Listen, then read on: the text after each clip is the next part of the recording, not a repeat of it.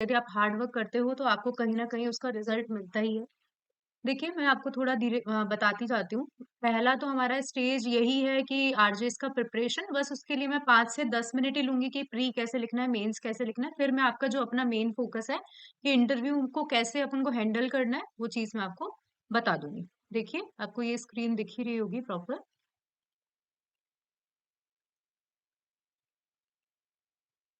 देखिए, सबसे पहले तो हल्का-हल्का आरजेएस के बारे में बता देती हूँ। देखिए, आरजेएस आप सभी को पता है, क्या चीज़ है? प्री, मेंस, इंटरव्यू, ये 3 स्टेजेस रहती है। सब लोगों के मन में यही डाउट है कि पहले प्री की प्रिपरेशन करें कि मेंस की प्रिपरेशन करें कि फिर इंटरव्यू की प्रिपरेशन करें, तो ऐसा कुछ भी नहीं है। ये तीनों की प्रिपरेशन आपको एक साथ करनी पड़ती है। ठीक है? आप ये सोचेंगे, जैसे अभी हम 2025 का ही देखें कि हम सोचते हैं कि पहले हम प्री पढ़ लें, फिर मेंस का हम जजमेंट राइटिंग एकदम से सीख लेंगे, तो ऐसा कुछ पॉसिबल नहीं होता।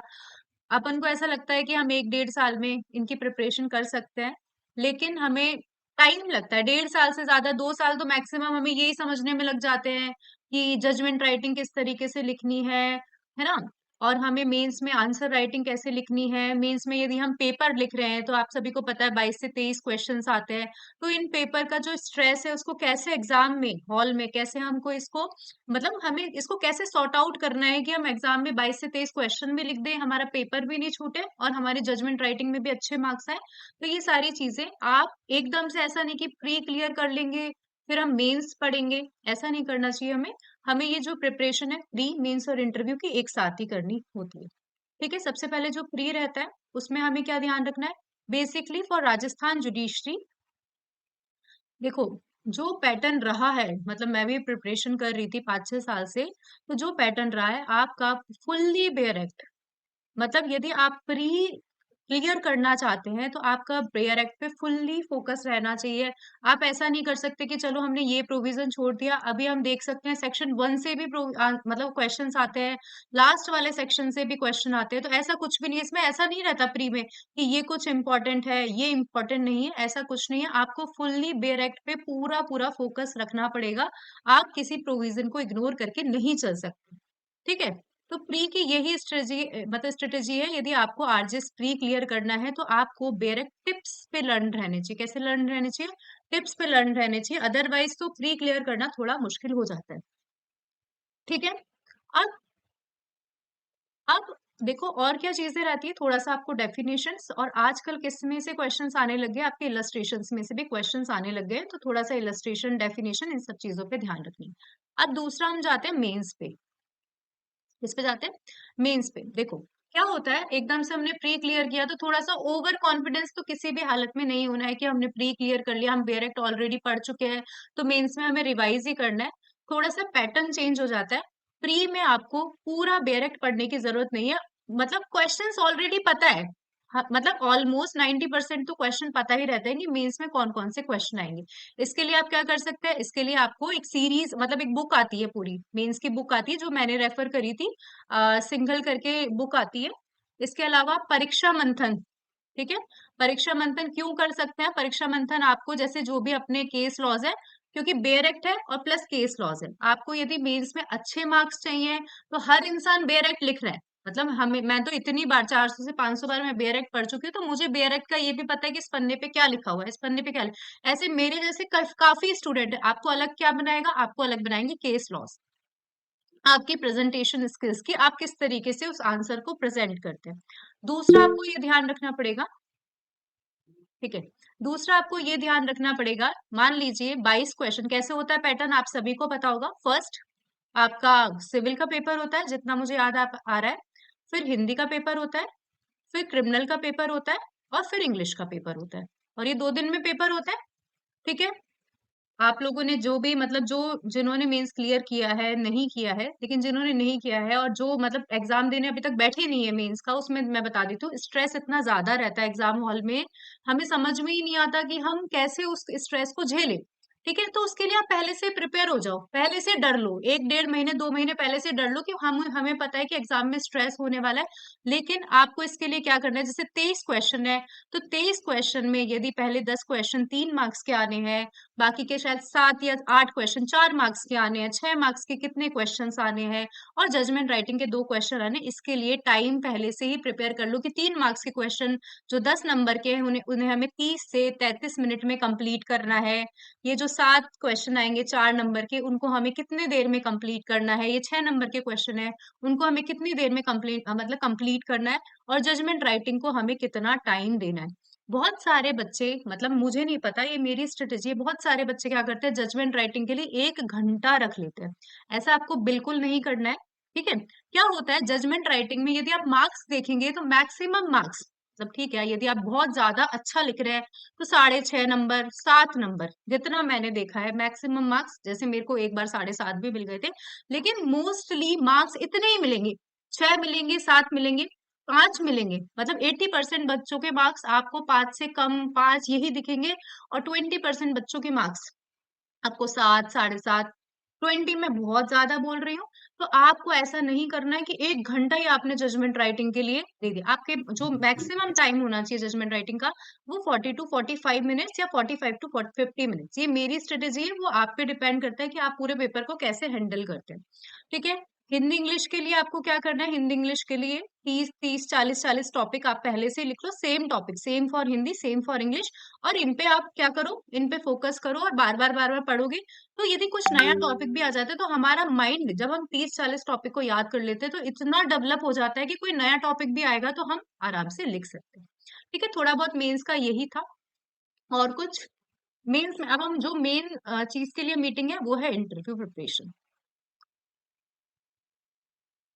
यदि किसी के क्वेश्चन है प्री मेन से रिलेटेड, वो एक बार मुझे बता दीजिए, फिर मैं इंटरव्यू प्रिपरेशन, क्योंकि जो मेन है वो फोकस हमारा इंटरव्यू प्रिपरेशन है। किसी का है क्वेश्चन, कोई भी बताइए, हैंड रेज कर दीजिए।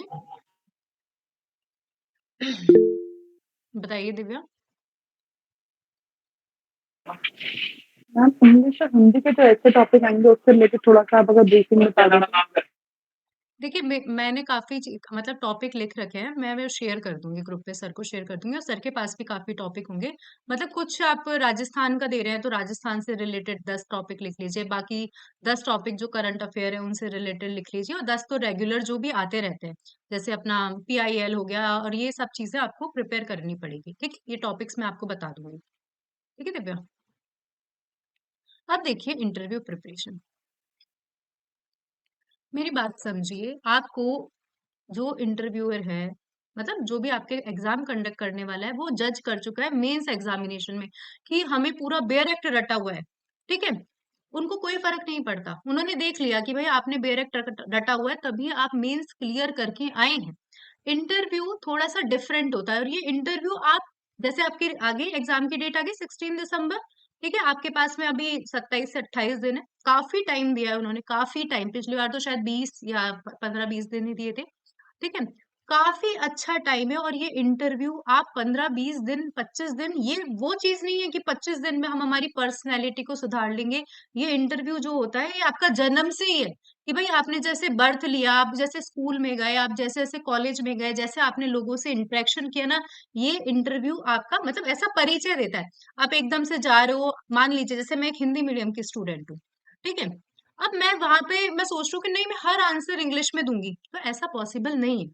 ठीक है, सबसे बड़ी मिस्टेक तो ये होती है, हम मतलब काफी बच्चे मुझसे क्वेश्चन पूछते हैं, हम इंग्लिश में आंसर दें, हम हिंदी में आंसर दें, हिंदी इंग्लिश से कोई फर्क नहीं पड़ता, जिसमें आप कंफर्टेबल हो। ऐसा भी नहीं कि बिल्कुल हिंदी इंग्लिश ऐसे मिक्स करके कि थोड़ा मतलब बोल लो, थोड़ा हिंदी में बोल लो, थोड़ा इंग्लिश में बोल लो, जो चीज बोलने में नहीं आ रही है, इंग्लिश बोलने में नहीं आ रही, लेकिन आप जबरदस्ती ट्राई कर रहे हो, तो ऐसा नहीं करना है। आप हिंदी में कंफर्टेबल हो तो आप हिंदी में आंसर दो, आप इंग्लिश में कंफर्टेबल हो तो आप इंग्लिश में आंसर दो। यदि वो क्वेश्चन इंग्लिश में भी पूछ रहे हैं आपसे, तो आप सब, मतलब ऐसा नहीं है कि इंग्लिश में जवाब देना है, आपको हिंदी आती है, अच्छे से समझा पा रहे हो आप इसको, इनको हिंदी में, तो आप हिंदी में जवाब दे सकते हैं। तो पहला अपने माइंड से ये चीज हटा दीजिए कि हिंदी में इंटरव्यू लेंगे, इंग्लिश में इंटरव्यू लेंगे, हम कंफ्यूज हो जाएंगे, ऐसा कुछ नहीं है। जिसमें आप कंफर्टेबल हो, आपको आंसर उसी लैंग्वेज में देना है। ठीक है? बिल्कुल बाहर से स्टार्ट करते हैं। बहुत सारे बच्चे इंटरव्यू पहले दे चुके होंगे और जिन्होंने इंटरव्यू नहीं दिया, मैं उनके लिए भी बता देती हूँ।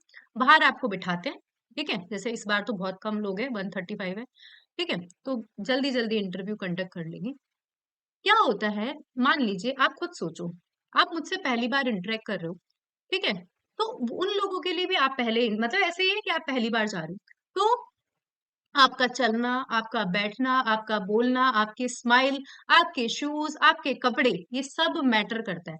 ठीक है? सब मैटर करता है आपका। आप ये सोचोगे कि मेरे शूज़ में पॉलिश नहीं है, तो ये गलत है। ये खुद ही गलत इंटरेक्शन है। ऐसा इंटरव्यू में जैसे मैं कोई लड़का देखने भी जा रही हूँ, तो मैं पर्सनली बता रही हूँ, मैं उसके नेल्स और मैं उसके शूज़ ज़रूर चेक करूँगी कि ठीक है यार, अच्छे लग रहे हैं क्या? ये सब इसने मतलब थोड़ा-सा हाइजीन का ध्यान रखा है क्या?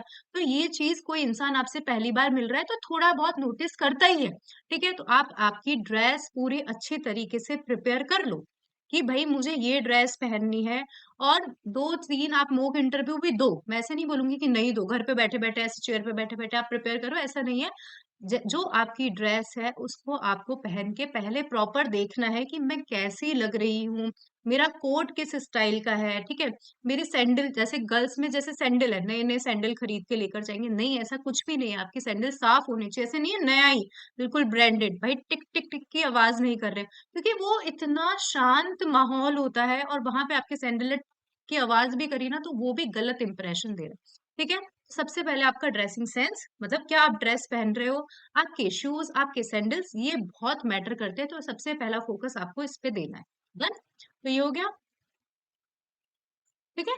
जो जो भी इंटरव्यू कॉल लेटर में लिखा रहेगा, नहीं तो मैं मेरा इंटरव्यू कॉल लेटर का नीचे का जो भी है उसमें वो भेज दूँगी कि क्या-क्या चीज़ें चाहिए होती हैं, ठीक है? तो उसमें ड्रेस में लिखा रहता है कि क्या-क्या आप पहन सकते हो। डन? तो सबसे पहले ड्रेस। दूसरा, अभी आपके पास में कितने दिन हैं? मैं मानती हूँ 1 महीना है, मैं बार-बार ये नहीं बोलूँगी 28-29 दिन है। जो भी आपके आस-पास की नेगेटिविटी है, उस चीज़ से दूर हो जाओ। यदि आपको ऐसा लग रहा है कि ये इंसान मुझे मेरा माइंड को पीस को खराब कर रहा है, उस चीज़ से दूर हो जाओ, क्योंकि ये अपॉर्च्युनिटी आपको बार-बार नहीं मिलेगी, नहीं मिलेगी। अब तो बच्चों जैसे मैं यदि पास नहीं होती, ठीक है? तो मैंने एक एक टाइम पे तो मैंने सोच लिया था कि क्या यार मेरा सपना सपना ही रह गया, अब मैं पास नहीं हो पाऊँगी क्योंकि मेरा 3 इयर्स का बार काउंसिल में रजिस्ट्रेशन भी नहीं है। मैं कब 3 साल की प्रैक्टिस करूँगी, कब मैं आरजेस दूँगी?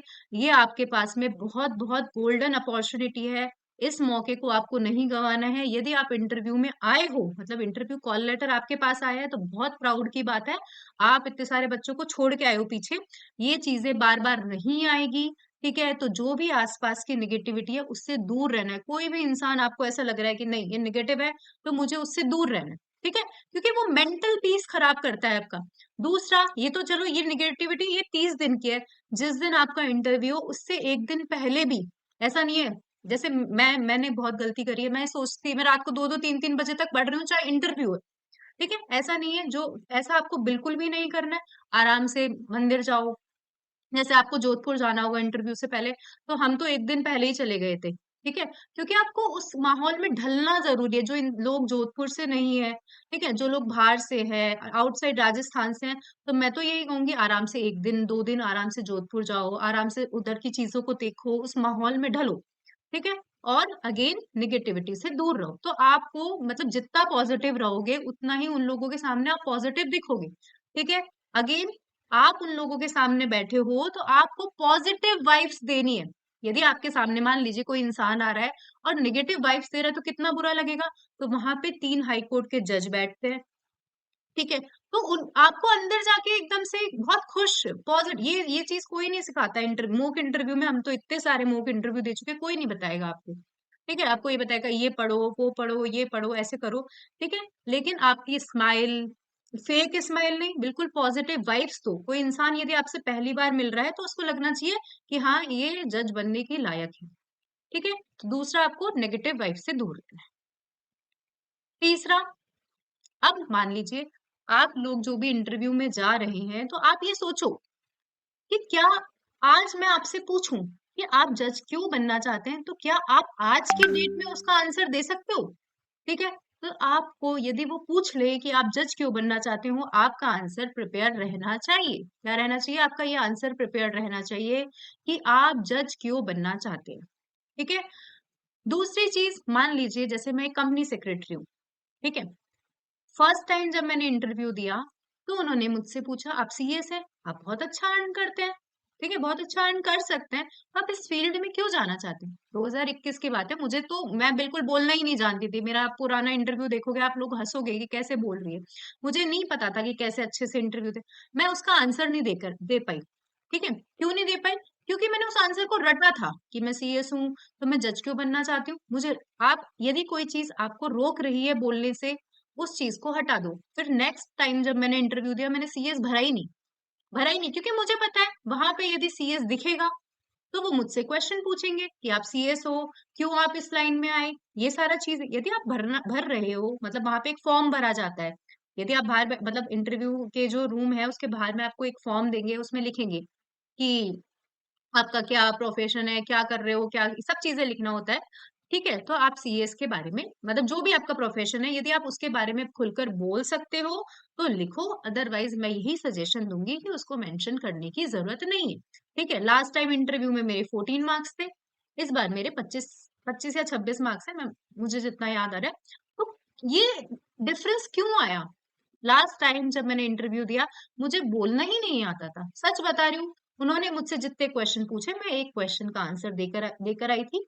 ठीक है, कि टेंडर ऑफ पार्डन का क्या रिजल्ट रहता है, बाकी मुझे कुछ आंसर देना ही नहीं आ रहा था। लेकिन जब ये करंट ये जो इंटरव्यू था, जिस जो लास्ट टाइम वाला, उसमें उन्होंने मुझसे बहुत सारे क्वेश्चन, मेरा इंटरव्यू आधे घंटे चला। जब 14 नंबर मुझे मिले लास्ट से लास्ट इंटरव्यू में, मेरा इंटरव्यू 5 से 7 मिनट चला। ठीक है, तो क्यों आप अपना इंटरव्यू खुद आगे बढ़ाते हो?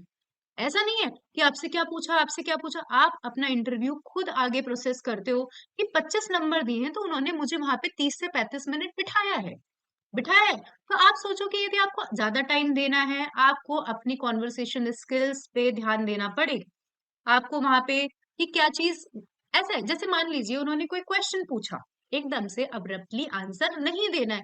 आराम से 1 से 1.5 सेकंड रुको। यदि आपको आता है उस आंसर को, ऐसा नहीं कि कुछ भी पूछ लिया उन्होंने कि एंटिसिपेटरी बेल कौन दे सकता है, तो आपको आप बहुत खुश हो गए। ठीक है, कि हाँ हाँ ऐसे कोर्ट ऑफ सेशन दे सकती है, हाई कोर्ट दे सकता है, इन इन चीजों में। तो आपको एकदम से जल्दी से नहीं बोलना है। ठीक है, तो ये चीज गलत इंप्रेशन दी थी, थोड़ा सा रुको और फिर आंसर दो। ठीक है, दूसरी चीज अब देखो, ये तो अंदर मतलब मैं बाहर से ही प्रोसेस बताती हूँ। बाहर आपको एक फॉर्म भरना पड़ता है, बाहर आपको थोड़ा सा टाइम बिठाते हैं। फिर क्या होता है, ये 3 ऐसे बने रहते हैं, 3 लोग इंटरव्यू देने जाते हैं और 3 बाहर बैठे रहते हैं स्टूडेंट्स, जिनका नेक्स्ट इंटरव्यू है। ठीक है, ये ये टाइम तो फिर भी ठीक है जो बच्चे अंदर हैं, लेकिन जो बच्चे बाहर बैठे हैं उनके दिलों में जो धक धक होती है, मैं पर्सनल एक्सपीरियंस से बोल रही हूँ। आपको ऐसा लगता है कि मुझे अंदर जाना है और धक धक धक धक धक धक धक धक हो रही है, बस आराम से भगवान का नाम लो या जिसको भी आप मानते हो उसका नाम लो। आप डरो मत। ठीक है, क्योंकि आप यहाँ डर गए ना, ये जो बाहर चेयर पे बिठा रखा है यहाँ डर गए ना, तो आप अंदर गेट में एंटर होने पे धक धक हो जाएगी, आप कंफर्टेबल नहीं हो पाओगे। ठीक है, मेरे साथ क्या था, जब मेरा ये वाला इंटरव्यू था, मैं कुर्सी पे बैठ गई और मुझे बहुत ज्यादा तेज डर लगा, बहुत ज्यादा तेज डर लगा। मैं सोची कि पता नहीं अंदर क्या हो, जैसे कोई मुझे मारने वाला, लिटरली ऐसा डर लग रहा था मुझे। इस इंटरव्यू के टाइम में मैं कुर्सी पे बैठी नहीं, बाहर वाली कुर्सी पे मैं खड़ी रही। क्योंकि मुझे मुझे पिछली बार का एक्सपीरियंस था कि मुझे बैठने में डर लग रहा है। मैं खड़ी रही, वो गार्ड से बातें करती रही, जो रहते हैं गार्ड्स वगैरह, उनसे मैं बातें करती रही। तो मेरा इंटरव्यू अच्छा गया, काफी सही गया था इंटरव्यू। तो आपको ये जो कुर्सी है ना, वो इस कुर्सी से ज्यादा भयंकर है। जो बाहर बैठने वाली कुर्सी होती है, उस कुर्सी पे आपको डरना नहीं है, बिल्कुल नहीं डरना। तो यहाँ यहाँ पे आप खुश रहोगे तो आप अंदर ऑटोमेटिकली खुश रहोगे। तीसरा चौथा पॉइंट, अगेन वो लोग आपको ये जज नहीं कर रहे हैं कि पारुल ने सही आंसर दिया और दिव्या ने गलत आंसर दिया। वो आपका कॉन्फिडेंस चेक कर, क्या चेक करें, वो आपका कॉन्फिडेंस चेक कर रहे हैं। जितना भी उनको नॉलेज को चेक करना था वो मेंस में वो चेक कर चुके हैं। यदि आपको आंसर नहीं आता है, सर ये ऐसा कुछ भी नहीं करना है, ऐसा नहीं करना है, आपको आंसर नहीं आता है, 2 सेकंड सोचो, नहीं आ रहा 3 सेकंड सोचो, नहीं आ रहा सॉरी बोल दो। ठीक है, लेकिन मैं सोच रहा हूं, मैं बताऊंगा, ऐसा कुछ नहीं करना है आपको। डन, एक बार हैंड रेस करो, ये बहुत बहुत इंपॉर्टेंट पॉइंट है, बहुत सारे बच्चे इग्नोर कर जाते हैं। दूसरी बात ऊपर देखकर आपका इंटरव्यू सामने इंटरव्यूअर ले रहे हैं, ऊपर देखकर लाइट्स को देखकर वहां पे बहुत झंडे रहते हैं और मतलब बहुत अच्छा से ऐसे डर लगता है वैसे अंदर वहां पे झंडे वंडे लगे रहेंगे। ठीक है, वो इतने बड़े बड़े जज रहते हैं वहां पे तो हमको डर लगता है। सामने बहुत अच्छी नजर से एक होती है ना, अच्छी नजर से देखो उनको, ऊपर देखकर जवाब नहीं देना है। वो क्वेश्चन पूछ रहा है, आपकी ट्यूबलाइट क्वेश्चन नहीं पूछ रही, आपका पंखा क्वेश्चन नहीं पूछ रहा, झंडा क्वेश्चन नहीं पूछ रहा। सामने बिल्कुल आपको सामने जैसे 3 इंटरव्यूअर बैठे हैं, तो उनको भी देखो, उनको भी देखो, उनको भी देखो। ठीक है, अब ऐसा नहीं है कि मैंने बोल दिया कि इनको भी देखना है, इनको भी देखना है, इनको भी देखना है। नेचुरली ऐसा नहीं होना है कि ना मैम ने बोला था तीनों को देखना है, आपको नेचुरली ऑब्जर्व करना है, नेचुरली उनको सुनना, मतलब बिल्कुल आपकी आईज नेचुरली इधर उधर जानी चाहिए, ऊपर नहीं देखना है। ये आप सब मॉक इंटरव्यू में सीख जाओगे, यदि आप मॉक इंटरव्यूज दोगे तो वहां आप ये सब चीजें सीख जाओगे कि क्योंकि मैं भी दे चुकी हूँ तो मैं ऐसे ऐसे करके आंसर देती, जबकि मुझे आंसर आते हैं। जैसे मुझसे क्वेश्चन पूछा था, ये जो अपने भारत के डाइंग डिक्लेरेशन है और इंग्लिश डाइंग डिक्लेरेशन है, उसमें क्या डिफरेंस है, मैं बहुत खुश हुई कि चलो मुझे क्वेश्चन का आंसर आता है। मैं ऊपर देख करके आंसर दी, ऐसा आंसर आपको बिल्कुल भी नहीं देखना है। सामने वाले ने क्वेश्चन पूछा तो आपको सामने ही देखना है। ठीक है, अब मैम 35 बेयर एक्ट्स हैं, 35 तो हो ही गए होंगे, 30 से 35 मैंने भी पढ़े हैं। मैंने प्री दिया है अभी आरजेएस का, प्री 2025 का। ठीक है, तो मैंने पूरा पढ़ा है, ऐसा नहीं है कि मैंने मतलब ये हिंदू लॉ, मुस्लिम लॉ, ये कोर्ट फीस एक्ट, मैंने ए टू जेड चीजें पढ़ी, सर के क्लासेस ले लेके ही पढ़ी है। पार्टनरशिप एक्ट, ये सब चीजें पढ़ी है। तो मैम ये 30 से 35 बेयर एक्ट है, हम इनको क्या करें, रटे क्या? बिल्कुल भी नहीं है, ऐसा कुछ भी नहीं है। जो मेन क्वेश्चंस वो पूछेंगे आपको मैं बता देती हूँ, सीपीसी, बीएनएस, बीएनएसएस, ठीक है, और हिंदू लॉ, मुस्लिम लॉ, कॉन्ट्रैक्ट, टीपीए, कॉन्स्टिट्यूशन, थोड़ा बहुत, मतलब जो मेन मेजर सब्जेक्ट जो 5 हैं वो, उसके अलावा टीपीए, कॉन्ट्रैक्ट, उसके अलावा हिंदू लॉ, मुस्लिम लॉ, इसको थोड़ा सा अच्छे से देख लेना। बाकी ऊपर ऊपर से ना ही आपको कोई सेक्शन याद करना है। ठीक है, सेक्शन नंबर, ऐसा नहीं है कि सेक्शन नंबर याद करने में लग रहे हैं कि आई आपसे ऐसा पूछा कि इसका ये सेक्शन था आईपीसी का, इसका बीएनएस का, इतना ओवर कॉन्फिडेंट नहीं कि आईपीसी का तो ये सेक्शन था, बीएनएस में इस सेक्शन के तहत ये सेक्शन ये बोलना चाहता है, ऐसा कुछ भी नहीं आपको बोलना है। सिंपल जवाब दो कि सर ये सेक्शन है, ठीक है, इसका ये प्रोविजन है। ओवर कॉन्फिडेंस नहीं दिखाना है उनके सामने, वो आप ओवर कॉन्फिडेंस दिखाओ तो वो मतलब चीजें गर्त में ही जाएगी।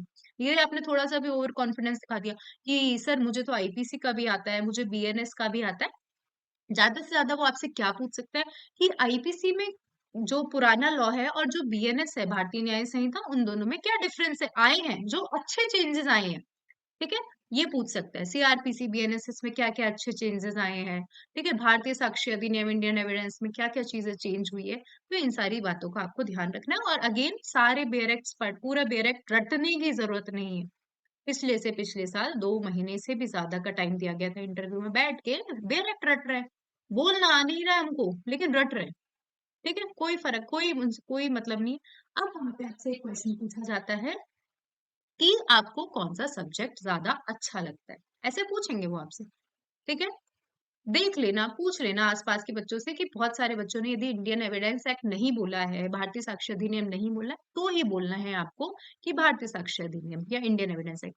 क्योंकि यदि 135 बच्चे हैं तो 100 बच्चे यही बोलेंगे आपका फेवरेट सब्जेक्ट कौन सा है, तो वो यही बोलेंगे भारतीय साक्ष्य अधिनियम। ऑफ कोर्स सेक्शंस कम है, ठीक है, आप अच्छे सब्जेक्ट बोलो ना, आपने पढ़ा तो सब है, आपने बीएनएसएस भी पढ़ा है, आपने सीपीसी भी पढ़ा है, तो अच्छे अच्छे सब्जेक्ट बोल दो, सीपीसी अच्छा लगता है, बीएनएसएस अच्छा लगता है। ठीक है, आप उससे क्वेश्चन पूछ सकते हो। अब वो क्या है, वो लोग हाई कोर्ट के जजेस हैं, वहां पे हाई कोर्ट में बहुत सारे मैटर किस चीज के डील होते हैं, बेल के डील होते हैं, अपील के डील होते हैं, क्योंकि वो यूज हुए हैं उन क्वेश्चंस के। तो बेल अपील का चैप्टर आपको बहुत अच्छे तरीके से रट के जाना है। रटना ही है, मैं तो ये बोल रही हूँ, समझ तो चुके ही हो, अब रट लो। ठीक है, कि बेल सस्पेंड कब हो सकती है, या नॉन बेलेबल ऑफ, वो ऐसे मतलब मैं अगेन बोल रही हूँ, यदि आप इंटरव्यू दे रहे हो आपको आता सब है, लेकिन आपको लिखना आता है। एकदम से क्वेश्चन पूछेंगे, अच्छा नॉन बेलेबल ऑफेंस में भी बेल मिल सकती है क्या, तो उसका नाम नॉन बेलेबल है, मतलब एकदम से आपसे क्वेश्चन पूछ लेंगे, आपको आंसर देना आना चाहिए। ठीक है, तो ये बेल हुआ, अपील हुआ, सीपीसी में भी अपील हुआ, ये सारे ऐसे पूरा डायरेक्ट रटना नहीं है, अगेन थोड़ा ऊपर ऊपर से देख लो। ठीक है, ऊपर ऊपर से देख लो, ऐसा नहीं है बिल्कुल आप मेंस के जैसे प्रिपरेशन कर रहे हो। ठीक है, मतलब बहुत सारे इंस्टीट्यूट, यदि आप, मैं तो अगेन कहूंगी कि मॉक इंटरव्यूज देना है, और बहुत सारे इंस्टीट्यूट आपको जो प्रीवियस क्वेश्चन है, मतलब प्रीवियसली आस्क क्वेश्चन है, वो सब आपको दे देंगे। ठीक है। और मैं बताती हूँ, आप राजस्थान, आप कहाँ का एग्जाम दे रहे हो? राजस्थान जुडिशरी का एग्जाम दे रहे हो, तो राजस्थान का कल्चर, ठीक है, राजस्थान की जातियां जनजाति, मेरे से 2021 का क्वेश्चन है, राजस्थान की जाति जनजातियों के नाम बताओ। मुझे नहीं पता, मुझे नहीं पता था उस टाइम पे। अब तो मैं काफी काफी प्रिपेयर किया है इस इंटरव्यू के लिए, काफी प्रिपेयर किया था हम लोगों ने। उस टाइम पे नहीं पता था। अब क्या होता है, जो फर्स्ट अप जिसका फर्स्ट इंटरव्यू है, वो ओवर कॉन्फिडेंस में आ जाता है। मैं भी थी, मैं सोचती थी कि मेरा मेंस अच्छा गया है, मैं 100% पास होंगी, हो गई थी मैं पास। वो बात अलग है, ठीक है, बनी नहीं थी लेकिन पास हो गई थी। लेकिन ओवर कॉन्फिडेंस में नहीं जाना है। आपको राजस्थान का पूरा जो भी कल्चरल चीज है, आप जिस सिटी से हैं, ठीक है, जिस सिटी से, मान लीजिए आपका स्टेट अलग है, तो आपका स्टेट के बारे में भी आपको थोड़ी बहुत नॉलेज होनी चाहिए, सिटी के बारे में थोड़ी बहुत नॉलेज होनी है। वो 2-3 क्वेश्चन मैं आपको बाद में बता दूंगी कौन कौन से क्वेश्चन, लेकिन राजस्थान के बारे में आपको थोड़ा बहुत पता होना चाहिए। ठीक है। अगेन, बी सिंपल, कुछ ऊपरी दिखावा नहीं, बिल्कुल सिंपल। यदि आप, ऐसा कुछ भी नहीं है कि बाल बांध के जाने हैं, बाल आपको छोटे बना के जाने हैं, जिसमें आप कंफर्टेबल हो, लेकिन ऐसे नहीं बाल खुले हैं तो इसका मतलब ये नहीं कि ऐसे लहरा रहे। स्ट्रेट करके जाओ। मैं तो, जैसे ये सब चीजें, जैसे मैं एक JKILS के स्टूडेंट हूँ, बहुत अच्छे, पता नहीं लोग क्या बोलते हैं क्या नहीं बोलते, वो हमको जिंदगी का ज्ञान होता है ना भाई। जैसे आप किसी, मान लीजिए कि खुद की शादी है और आप फेशियल करवा के जाओगे, चाहे लड़का हो लड़की हो, आप फेशियल करवाओ, ठीक है, वो आपको मतलब चेहरे में निखार देता है, ऑफकोर्स आपको खुद अच्छा लगेगा। यदि आप तीसरे दिन, आप मतलब आप मान लीजिए 2 दिन पहले आपने फेशियल करा है, तीसरे दिन आप ऑटोमेटिकली चमकोगे। ठीक है, मैं तो क्लीन अप करवा के जाओ, फेशियल करवा के जाओ, आपके बाल, यदि आपको लग रहा है कि स्ट्रेट में अच्छी चोटी अच्छे दिखते हो, आप स्ट्रेट करके जाओ। ठीक है, मैंने मेरे माइंड में सोचा था कि मुझे बीच की मांग निकाल के इस बार मैं जाऊंगी इंटरव्यू, आप देखना मेरी फोटोज में मैंने। और ये सब चीजें मैनिफेस्टेशन है। आप यदि जज बनना चाहते हैं, जैसे मुझे ऐसा लगता है कि मैंने मेरी लाइफ में अभी तक जितने भी मैंने सपने देखे, जैसे मैं जैसे मिडिल क्लास फैमिली से हूँ, मैं ऐसे नहीं बोलूंगी कि जैसे मेरे लिए कार खरीदना एक सपना था, लेकिन आपको उस सपने को पहले सोचना पड़ेगा, यदि आप उसको मतलब आप अपने लाइफ में उस चीज को लाना चाहते हो। ये जज, जब मैं JKLS की क्लास में बैठती थी, तो मैंने मेरी साड़ी, मुझे नहीं पता था व्हाइट कलर की साड़ी पहन के जाना होता है, मुझे तो बस मेरी फ्रेंड ने बोला चल चल ठीक है अपन जज बनेंगे, अपन CS तो है, LLB अपन ने कर रखा है, अपन जज बनेंगे। लेकिन वहां पे क्या होते थे, जो इंटर मतलब जिन जो जज बन चुके थे, जिनका क्लियर हो चुका था, वो लोग बच्चे आते थे, उनको सामने देख देख के मैं मैनिफेस्ट करती थी कि यार मैं भी आऊंगी, मैं भी ऐसे बोलूंगी बच्चों को, मैं भी बताऊंगी कि किस चीज पे आपको ज्यादा फोकस करना है, किस चीज पे कम फोकस। मैंने अपनी साड़ी तक डिसाइड कर ली थी कि मैं उस दिन ऐसी साड़ी पहन के जाऊंगी, ऐसी मैं लगूंगी। तो हर चीज मैनिफेस्ट कर लो। ठीक है, जो हो सकता है, भगवान को कोई मानता हो, भगवान को कोई नहीं मानता हो, और हमेशा जो चीज आपको मिली है उसके लिए ग्रेटफुल रहो। जैसे मैं मुझे ऐसा लग रहा था कि मैंने कितनी मेहनत करी, लेकिन मैं, जब मेरा इस बार इंटरव्यू में नहीं हुआ, आप नहीं मानोगे, मैंने उसी दिन मेरी बुक लॉन्च कर दी थी। मैं उस दिन बिल्कुल दुखी नहीं हुई थी, बिल्कुल सैड नहीं हुई थी। मुझे लगा जैसे मेरा इनोवेटिव जुडिशरी जो पेज है, मुझे वो भी आरजेस नहीं दिया है, मैंने पढ़ाई करी तभी तो मैंने उस पेज को रन किया है। तो हमेशा लोगों के, जो भी आपके लिए अच्छा कर रहा है उसके लिए ग्रेटफुल रहो। आप लोगों की ब्लेसिंग्स लेना स्टार्ट करो। ठीक है, कोई, मैं अगेन बोलती हूँ, बुरा बोल रहा है तो उसके लिए बुरा मत करो, लोगों की ब्लेसिंग्स लेना स्टार्ट करो। यूनिवर्स में ये सब चीजें लगती है, यदि आप किसी से गलत, कोई गलत बोल रहा है, ठीक है, उसके साथ में आपको अच्छा ही कर रहा है। अगेन, पॉजिटिव पॉजिटिव हर चीज, जितने भी टाइम आपके पास में है, हर पॉजिटिविटी को ले लो, हर हर चीज की जो नेगेटिविटी है उसको दूर करो, जो इंसान नेगेटिव है उसको पॉजिटिव बनाने का ट्राई करो।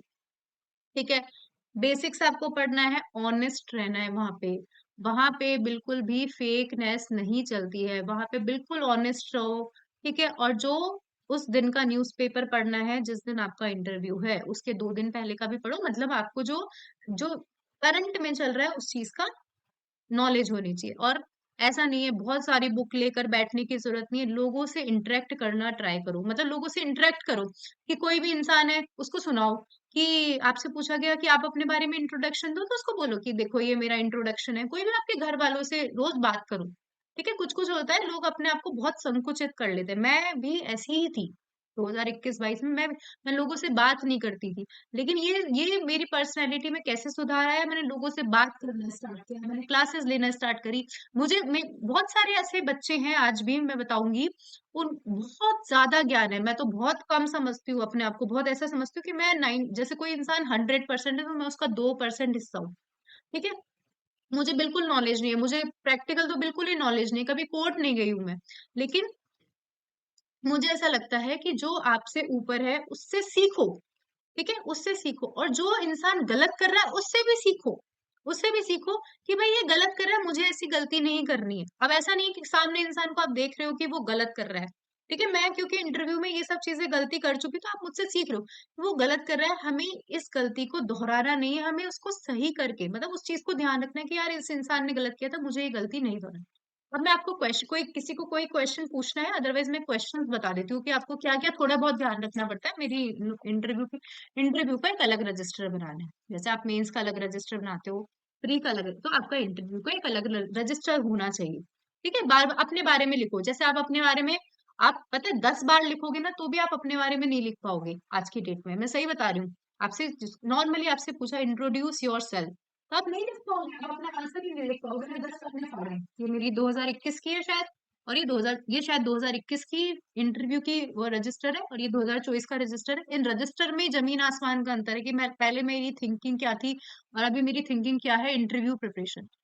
केस लॉज, मैं वापस बोल रही हूँ, जैसे केस लॉज, आर्टिकल 21 के केस लॉज, आर्टिकल 19 के केस लॉज पूछते हैं वो, कि आर्टिकल 21 के कोई 10 से 15 केस लॉज बताओ। आपको आने चाहिए। अभी आप आज सोचो कि मैं आपसे आज पूछ रही हूँ कि आप 15 केस लॉज के नाम बता सकते हो एकदम से। ठीक है, कि ऐसे तो कितने केस लॉज है, लेकिन आपको आर्टिकल 21, आर्टिकल 19, ये मेन है, 14 का थोड़ा बहुत देख लेना। तो ये केस लॉज आपको टिप्स पे, ऐसे नहीं रटना नहीं है, टिप्स पे छोटा छोटा, कि हाँ ये भी केस लॉ है, ये भी केस लॉ है, ये भी केस लॉ है आर्टिकल 21। तो ऐसे धीरे धीरे, और ऐसे नहीं कि आपको आता है तो जल्दी जल्दी बोलना है, बिल्कुल धीरे धीरे। ठीक है, कोई ट्रेन भग नहीं रही है। यदि आप मीठा बोलोगे, मधुर बोलोगे, धीरे धीरे बोलोगे, तो वो भी उनको सुनने में अच्छा लगेगा। ठीक है, आपके साथ में बैठ के वो अपनी आपकी कंपनी को एंजॉय करेंगे। मैं बता देती हूँ, देखो छोटी छोटी चीजें जो मैंने मेरे पेज, जैसा मेरा पेज में लिखा हुआ है वैसे वैसे मैं बता देती हूँ। सबसे पहले पेज पे मैंने ये लिखा है, बीएनएस और आईपीसी में क्या डिफरेंस है। यदि आपको लिखना चाहिए तो आपको लिखना है तो आप लिख सकते हो। मैंने ये लिख रखा है, बीएनएस आईपीसी में क्या डिफरेंस है। ठीक है, नई चीज जैसे ऑर्गेनाइज क्राइम की डेफिनेशन वो आपसे पूछ सकते हैं, मेंस में पूछ सकते थे, और आपसे नॉर्मल कि यार क्या होता है ऑर्गेनाइज क्राइम, क्या इंट्रोड्यूस हुआ है, ऐसा कुछ करके। ठीक है। मेरे दूसरे पेज पे लिख रखा है, राजस्थान की कुप्रथाएं, छोटी वो, जैसे आपसे पूछ सकते हैं कि राजस्थान की कुप्रथाएं बता दो। ठीक है, त्योहार बता दो, अक्षय तृतीया वगैरह।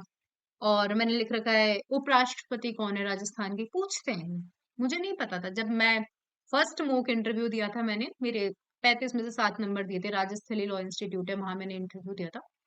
तो मुझे सच में कुछ ही नहीं आता था। मेरे से बस लास्ट क्वेश्चन ये पूछा कि राष्ट्रपति का नाम तो बता दो।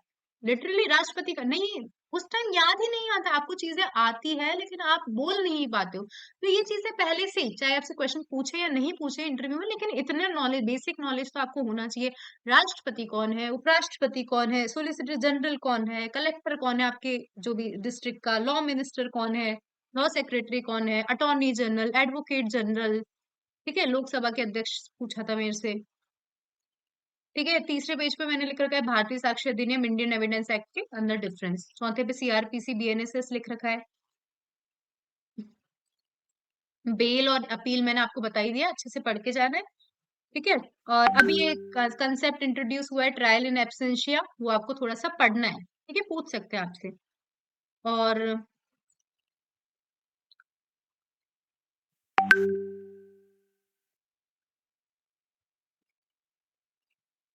एक क्वेश्चन ये भी है कि मतलब इतने सारे केसेस पेंडिंग क्यों हैं।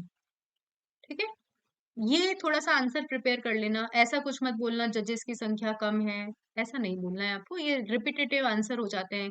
ठीक है, अच्छे से अच्छा प्रिपेयर करो कि इतने सारे केसेस पेंडिंग क्यों हैं। एक मैंने मैरिटल रेप पे लिख रखा है कि मैरिटल रेप के संबंध में आपके विचार बताइए। मेरा 2024 का क्वेश्चन अभी मेरे से पूछा था, मतलब ये रिसेंट इंटरव्यू में पूछा था, मैरिटल रेप के बारे में अपने व्यूज बताइए। ठीक है, और मैं बताती चाहती हूँ आपको,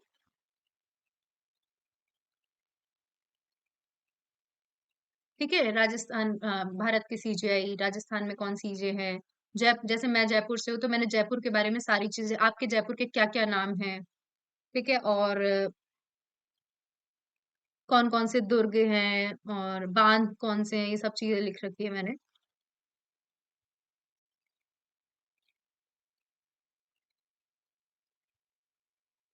एक है ना सीआरपीसी और बीएनएसएस में स्पीडी, जैसे अब हमारे बीएनएसएस में स्पीडी ट्रायल का कंसेप्ट आया है, ठीक है, आपसे कभी पूछ लिया जाए कि बीएनएसएस और सीआरपीसी में क्या डिफरेंस है, तो सबसे ज्यादा डिफरेंस तो यही है, आप सब में क्या देखोगे, सब में टाइम दे रखा है, टाइम ड्यूरेशन बता रखा है। तो स्पीडी ट्रायल का कंसेप्ट आया आप देखोगे समरी ट्रायल में भी कुछ चेंज हुआ है, चार्ज फ्रेमिंग के लिए टाइम दे रखा है, थोड़ा सा आपको ये भी पढ़ लेना है। बता दिया।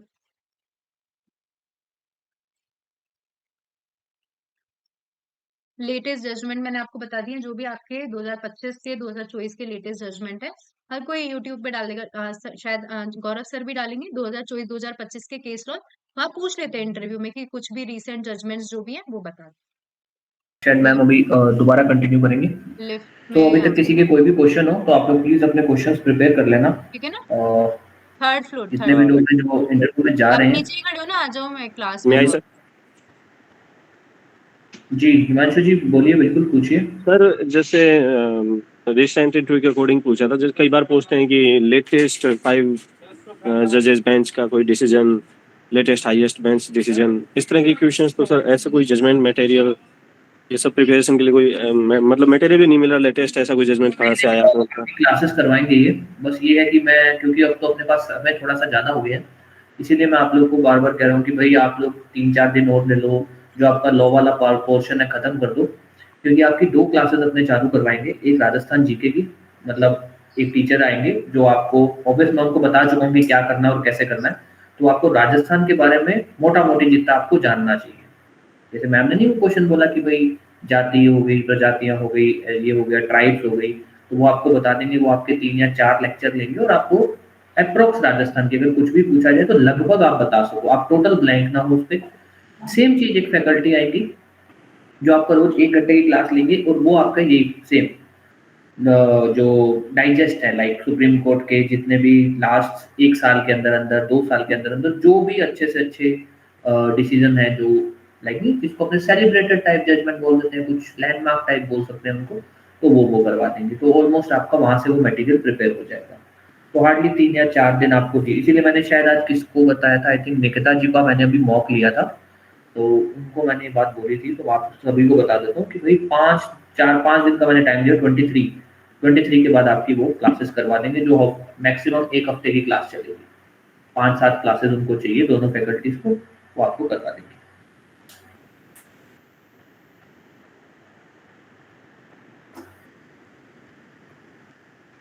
यस, पारुल मैम आप फ्री हो गए? जी सर। ओके, आप कंटिन्यू। ठीक है, अब मैं एक दो दो चीजें मैंने लिख रखी है, मैंने, ठीक है, जयपुर के बारे में लिख रखा है, तो आपको ये सारे जो भी आपका सिटी है उसके बारे में कि क्या नेम है, जैसे मुझसे ऐसा पूछा गया था कि जो अमानी शाह नाला है वो कुछ नदी में कन्वर्ट हुआ है, तो कौन सी नदी में कन्वर्ट हुआ है, छोटे मतलब जो मंदिर हैं जयपुर के, दुर्ग हैं, ये सब छोटी छोटी चीजें आप प्रिपेयर कर लीजिएगा। और एक मैं वापस बोल रही हूँ, इंट्रोड्यूस योरसेल्फ बहुत अच्छे से आपको प्रिपेयर करना है, चाहे वो आपसे पूछे या नहीं पूछे, आपके अंदर कॉन्फिडेंस आ जाएगा, आप 10 बार, और कोई सामने बिठाओ, जैसे आपके सिस्टर है तो उनसे उनको बार बार बोलो, भाई है तो उनको सुना दो कि भाई इंट्रोड्यूस कि मेरा नाम ये है, मैंने कहाँ से अपनी पढ़ाई कंप्लीट करी, आप जज क्यों बनना चाहते हैं, ये आपसे पूछ सकते हैं। ठीक है, आपकी हॉबीज, बाहर आपको मतलब ये थोड़ा बहुत हॉबीज थोड़ा सा ध्यान रखना है कि आपकी क्या क्या हॉबीज है, आप फ्री टाइम में क्या करते हैं, कुछ भी पूछ लेते हैं, कुछ भी पूछ लेते हैं वहां पर। जैसे मुझे बहुत सारे मतलब इंस्टीट्यूट ने मना करा था कि इनोवेटिव जुडिशरी के बारे में होता था ना, मैंने नाम नहीं बताया, लेकिन मैंने लिटरली ये बोला कि सर मैं पढ़ाती हूँ, ठीक है, तो उन्होंने मुझसे पूछा कि पैसे चार्ज करते हो, ठीक है, उन्होंने मुझसे यही पूछा, तो मैंने कहा कि हाँ नॉमिनल चार्जेस कर लेती हूँ, लेकिन आपको ऐसे एकदम से बिल्कुल कि सर मैं ऐसा बिजनेस करता हूँ, मैं इतने पैसे कमाता हूँ, ये करता हूँ, मतलब ये एक्चुअलिटी है, लोग ऐसा बोल देते हैं ना, तो छोटी छोटी चीजों का आपको थोड़ा ध्यान रखना है। और मतलब किसी ने एलएलएम करा है तो एलएलएम के बारे में आपको थोड़ी बहुत, मतलब थोड़ी बहुत नहीं, अच्छे से नॉलेज हो, वो आपसे क्वेश्चन पूछ सकते हैं एलएलएम से रिलेटेड पूरा, ठीक है। राजस्थान के बारे में कितने जिले हैं, कितने संभाग हैं, और सुप्रीम कोर्ट के बारे में आपको पढ़ के जाना है, थोड़ा बहुत पढ़ के जाना है। सुप्रीम कोर्ट के बारे में आपको मतलब काफी चीजें, जैसे कोर्ट ऑफ रिकॉर्ड क्या है, ठीक है, और कंप्लीट जस्टिस के लिए कौन सा आर्टिकल है, ये ध्यान रखना है आपको। और कौन कौन अपॉइंट करता है सुप्रीम कोर्ट के जज, ठीक है, मेरे से पूछा था लोकसभा के स्पीकर कौन अपॉइंट करता है। और रिजर्वेशन पे आपके व्यूज, वैसे ऐसे नहीं पूछते लेकिन मतलब मॉक इंटरव्यू में गारंटेड आपसे पूछेंगे रिजर्वेशन पे व्यूज। मीडिया ट्रायल, मतलब ऐसे पूछा था कि जजेस में क्या क्या गुण होने चाहिए, ठीक है, तो वो मुझसे क्यों खुश हुए थे, मैंने कहा था मीडिया ट्रायल से दूर रहना चाहिए, ठीक है। तो ये आपको ये थोड़ा सा मीडिया ट्रायल के बारे में पढ़ के जाओ। और वुमेन एम्पावरमेंट पूछते हैं वो, मतलब वुमेन एम्पावरमेंट के बारे में, लोक अदालत, legal aid, judicial review, judicial activism, दोनों में डिफरेंस, ये सब चीजें मैंने लिख रखी है। आर्टिकल 370 LGBTQ के बारे में। और जैसे ऑर्डर 9 रूल 9 CPC का बहुत इंपॉर्टेंट है, पूछने में आ ही जाता है, ऑर्डर 9 रूल 9 है, ठीक है। और ठीक है, ये सब चीजें।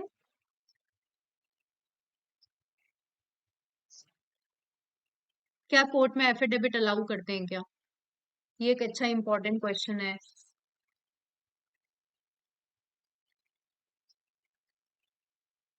और मैं एक बार बता देती हूँ जितना मैंने लिख रखा है, जैसे मैंने इंपॉर्टेंट रूल्स लिख रखे हैं जो पूछे जा सकते हैं इंटरव्यू में। Order 9 rule 9, order 7 rule 10, rule 11, res judicata, res sub judice, ये सब पूछते हैं। गारंट आपसे पूछ लेंगे रेस जुडिकेटा, जैसे मुझसे पूछा था मर्डर कल्पेबल होमिसाइड में डिफरेंस। लिटरली हमको आता सब है, लेकिन वहां पे आप एकदम से बोल ही नहीं पाते हो, नहीं बोल पाते हो, तो उस चीज का आंसर पहले से प्रिपेयर कर लो ना कि मर्डर कल्पेबल होमिसाइड में क्या डिफरेंस है। मोस्टली आस्क क्वेश्चन है, ठीक है। और मैंने काफी चीजें लिख रखी है, राज्यपाल, उपराज्यपाल, राष्ट्रपति, उपराष्ट्रपति, लोकसभा अध्यक्ष, ये सब चीजें लिख रखी है। और राजस्थान किन किन राज्यों से अपनी सीमाएं टच करता है, पूछ ये ऐसे हैं जो मतलब राजस्थान के जो नॉर्मल पूछ सकते हैं। 124A सेडिशन हटाया गया, ठीक है, तो नया क्या चीज लिखा है, उन दोनों में क्या डिफरेंस है जो आया है नया, ठीक है, एक पूछ सकते हैं आपसे। प्रथाएं, प्रथाएं जैसे थोड़ी बहुत आप पढ़ लेना, नाता प्रथा, जौहर जौहर प्रथा, विधवा विवाह, ये सब चीजें थी। और महिलाओं की शिक्षा क्यों कम है राजस्थान में, ये क्वेश्चन है जो आपसे मतलब पूछा जा सकता है, लेकिन आप ये क्वेश्चन ऐसे हैं जो आपको प्रिपेयर करने चाहिए कि भाई महिलाओं की शिक्षा और ये भी पूछ सकते हैं कि जजेस में लड़कियां ज्यादा क्यों बनती है, ऐसे क्वेश्चन पूछे गए हैं कि लड़कियां क्यों ज्यादा बन रही है। और लिव इन रिलेशनशिप पे आपके पॉइंट ऑफ व्यूज, ठीक है। ह्यूमन ड्यूटी और ऑफिशियल ड्यूटी, आप किसको प्रेफरेंस देंगे।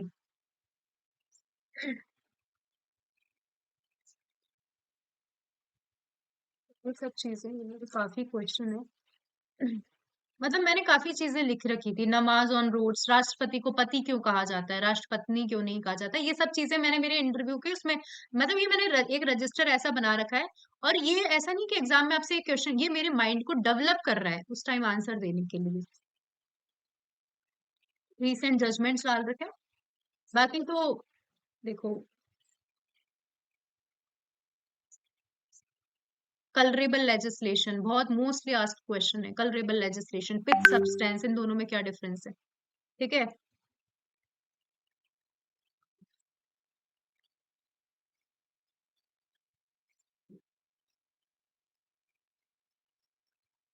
बाकी तो देखो, सब ये किस्मत है।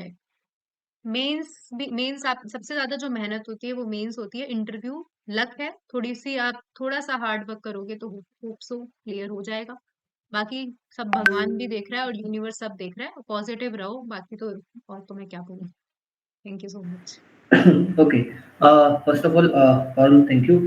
और एक चीज़ जो मुझे पूछनी है, लेकिन स्टूडेंट्स को भी सबसे ज़्यादा दिक्कत यही आ रही है, जैसे अपन लोग के टाइम में क्या होगा, 20 अपने को 20 अराउंड 20 दिन का समय मिला, तो ये लोग क्या करें कि भाई पहले लॉ वाला पोर्शन कवर कर लें, या फिर लॉ और जो नहीं राजस्थान या खुद की पर्सनैलिटी डेवलपमेंट इन सब चीज़ों को साथ में चलाएँ? एक चीज़ ये, दूसरी चीज़ कि भई ये राजस्थान को कवर करने के लिए जो राजस्थान से रिलेटेड क्वेश्चन्स हैं या इनके डिस्ट्रिक्ट से रिलेटेड क्वेश्चन्स हैं, उसके लिए कोई पर्टिकुलर कोई मटेरियल रेफर करें या फिर कोई भी एक बेसिक नॉलेज वाला कोई भी कंटेंट? सर देखो, मुझे ऐसा लगता है कि आप अपने जो लॉ पार्ट है उसको टाइम मतलब आप इस इसमें भी अपना टाइम टेबल डिसाइड कर लो थोड़ा थोड़ा। ऐसा नहीं है कि बिल्कुल रटना ही है। अपना जो लॉ पार्ट है आप ऑलरेडी पढ़ के आ चुके हो, उसको 7 से 8 दिन में रिवाइज कर लो। ठीक है। और ये जो 2 क्वेश्चन मैं बोल रही हूँ, आप जज क्यों बनना चाहते हो, इंट्रोड्यूस योरसेल्फ, ये तो आपको आज से क्या, आज ही लिख लो। आप आज लिखोगे, आप 10 10 दिन में 10 बार चेंज कर दोगे इस आंसर को, क्योंकि आपको बोलने ही नहीं आएगा, नेचुरलिटी नहीं आएगी आपके आंसर के अंदर। ठीक है। तो 7 से 8 दिन में तो आपको ये पूरा लॉ रिवाइज करके रख लो, क्योंकि जब आपका इंटरव्यू आएगा ना, उसके 2 3 दिन में भी आपको ऊपर ऊपर से तो देखना ही पड़ेगा। तो पहला काम तो आपको ये करना है। राजस्थान के लिए जो मैंने आपको बोला, जनरली वही क्वेश्चंस पूछते हैं आपसे। आपको ऐसा पूरा राजस्थान का क्षेत्रफल, ये छोटा मोटा, ऐसा नहीं है कि बिल्कुल डीप में ही जा रहे हैं, वहां इतना ज्यादा नहीं पूछा जाता। पढ़ाते हैं, मैं अगेन बोल रही हूँ। आपको जैसे आप कहीं भी आप मतलब नो टेस्ट दोगे या कहीं से भी इंटरव्यू क्लासेस लोगे, वहां पे पढ़ाते हैं। पूरा डिटेल में जाके पढ़ाते हैं, 2.5 घंटे की आराम से राजस्थान। मुझे ऐसा लगता है उससे अच्छा अपने पर्सनैलिटी डेवलपमेंट पे ध्यान दो। ठीक है। राजस्थान की नॉर्मल जो चीजें हैं, अगेन वही कुप्रथाएं, त्योहार और ये सब चीजें, छोटी छोटी चीजें आपको पढ़ना चाहिए। लैंग्वेज, क्योंकि लैंग्वेज बहुत मैटर करती है राजस्थान में। तो ये अगेन राजस्थानी भाषा को क्यों आपने शेड्यूल में नहीं डाला, तो ये ऐसे क्वेश्चन है, आपको इसका आंसर, आपसे वो एक्सपेक्ट कर रहे हैं कि आप उसका आंसर दोगे। ठीक है। जो नॉर्मल क्वेश्चन है, मतलब जो जनरल क्वेश्चन है, उनके आंसर्स आपको आने चाहिए। बाकी तो कुछ नहीं है, यही चीजें हैं। हमने ये चीजें बार बार इंटर हमने जो मैंने प्रिपेयर किया, मतलब मेरी एक फ्रेंड है रश्मि शर्मा, वो बनी है, हम दोनों साथ में पढ़ाते भी थे। ठीक है। हम दोनों ने कुछ नहीं किया, हम दोनों ने बैठ के बस 2 घंटे यही काम किया है। बार बार बार बार आपको बस बोलना आना चाहिए। वहां पे आपका चुप रहना बिल्कुल अच्छा, मतलब अच्छी बात नहीं है वहां पे आप चुप रह रहे हो। वहां पे आपका पॉजिटिव रहना, वहां पे आपका आंसर देना, वहां पे आपकी पर्सनैलिटी, यही मैटर करता है। डरना नहीं है। अगेन आपको डर लग रहा है, थोड़ा सा अपने आप को, खुद को मतलब आपको, आप ये सोचो कि मुझे शांति किस चीज से मिल रही है, कुछ भगवान का नाम लेने से मिल रही है।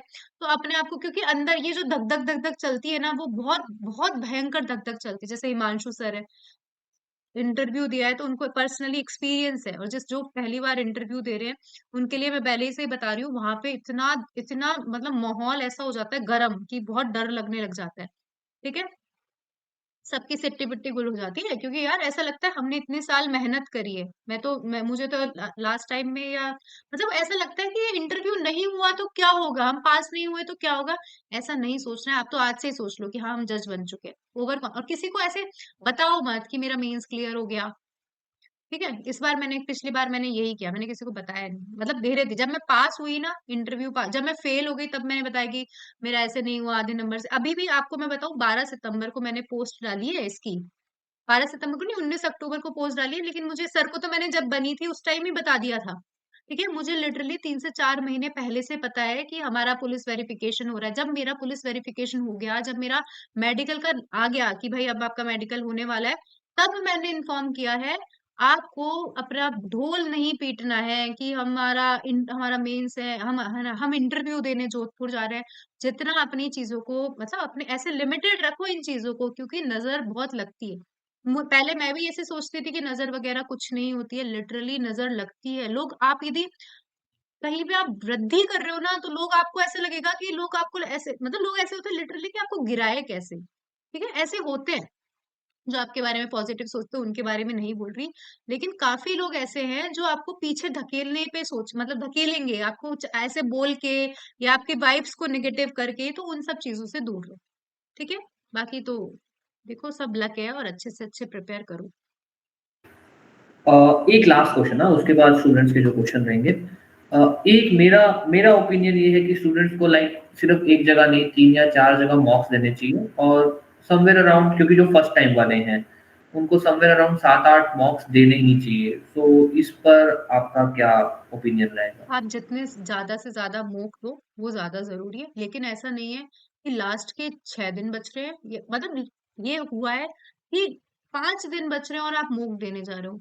ऐसा नहीं है। आराम से लास्ट के 10 दिन आप बिल्कुल मॉक देना बंद कर दो। ठीक है, वो 10 दिन आप खुद को दो।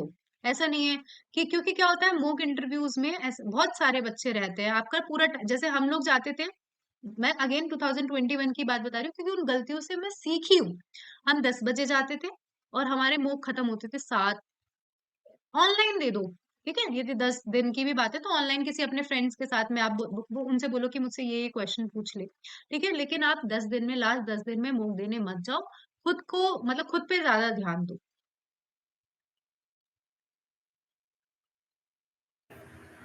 Okay fine. यस, मेरी तरफ से तो क्वेश्चन खत्म है। थैंक यू बारू। और या बाकी लोग जो भी क्वेश्चंस है।